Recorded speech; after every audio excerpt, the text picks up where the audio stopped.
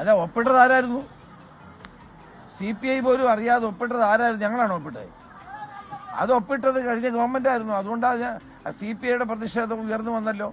മന്ത്രിസഭ അറിയാതെ, മുന്നണി അറിയാതെ, മുന്നണിയിലെ രണ്ടാമത്തെ കക്ഷിയായ CPIയുടെ അഭിപ്രായം പോലും മാനിക്കാതെ ദ്രുതഗതിയിൽ ഒപ്പിട്ടത് ആരായിരുന്നു?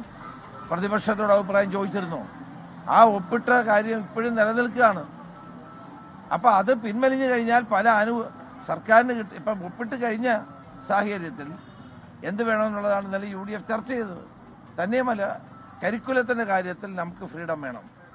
അതുപോലെ തന്നെ വിദ്യാലയങ്ങളെ സെലക്ട് ചെയ്യുന്നതിൽ നമുക്ക് ഫ്രീഡം വേണം. തുടങ്ങിയിട്ടുള്ള ചില നിബന്ധനകൾ ആണ് ഞങ്ങൾ കേന്ദ്ര ഗവൺമെന്റ് മുമ്പിൽ വെക്കാൻ പോകുന്നത്. അതിന്റെ വിശദാംശങ്ങളൊക്കെ ഇന്നലെ UDF കൺവീനർ വിശദീകരിച്ചത് കൊണ്ട് ഞാൻ അങ്ങോട്ട് കടക്കുന്നത്.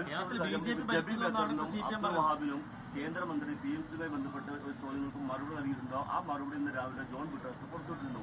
ആ മറുപടിയിൽ ജോൺ ബ്രിട്ടാസ് പറയുന്നത് ഈ പദ്ധതിയിൽ നിന്ന് പിന്മാറാം എന്ന തരത്തിലുള്ള മറുപടി നൽകിയിട്ടുണ്ട് എന്നാണ് ജോൺ ബ്രിട്ടാസ് പറയുന്നത്. എന്തുകൊണ്ട് ഈ കാര്യം ജോൺ ബ്രിട്ടാസ് പിണറായി വിജയനോട് പറഞ്ഞില്ല? പിണറായി വിജയൻ മുഖ്യമന്ത്രി ആയിരിക്കുമ്പോൾ അദ്ദേഹം രാജ്യസഭാ മെമ്പറായിരുന്നു. അദ്ദേഹം എന്തുകൊണ്ട് അന്ന് അദ്ദേഹത്തിനോട് ചെവിയിലെങ്കിലും ഒന്ന് പറയായിരുന്നല്ലോ? പുറമേ പറയാനുള്ള ബുദ്ധിമുട്ട് കാണും അദ്ദേഹത്തിന്. ചെവിയിലെങ്കിലും ഒന്ന് പറഞ്ഞു കൊടുക്കാമായിരുന്നല്ലോ.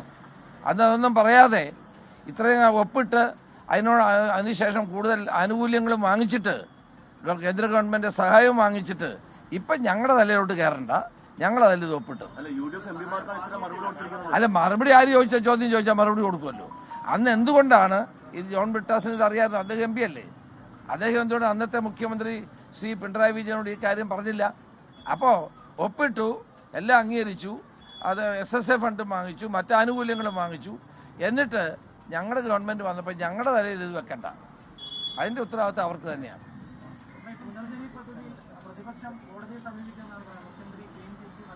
മുഖ്യമന്ത്രിക്ക് ക്ലീൻ ചിറ്റ് നൽകിയത് ഫയൽ പരിശോധിച്ച ശേഷമാണ്. ഒരു ഘട്ടത്തിലും CBI അന്വേഷണം വേണമെന്ന് വിജിലൻസ് ഡയറക്ടർ പറഞ്ഞിട്ടില്ല. അദ്ദേഹം പറഞ്ഞെന്താണ്? ഇത്തരം കേസുകൾ അന്വേഷിക്കാനുള്ള അധികാരം സംസ്ഥാന ഗവൺമെന്റിനോ സംസ്ഥാനത്തെ കുറ്റാന്വേഷണ ഏജൻസികൾക്കോ ഇല്ല. ഫോറിൻ കോൺട്രിബ്യൂഷൻ ആക്ട് ഉൾപ്പെടെയുള്ള കാര്യങ്ങളുണ്ടെങ്കിൽ അത് അന്വേഷിക്കേണ്ടത് കേന്ദ്ര ഗവൺമെന്റും അതോടൊപ്പം തന്നെ CBI കേന്ദ്ര ഏജൻസികളാണെന്നാണ് പറഞ്ഞത്. ആ കേന്ദ്ര ഏജൻസികൾക്ക് എന്തുകൊണ്ടാണ് അന്നത്തെ ഗവൺമെന്റ് വിട്ടുകൊടുത്തില്ലല്ലോ? ഞങ്ങൾ അതിനുശേഷം നടന്ന പരിശോധനയിൽ ഇത് ആവശ്യമില്ല.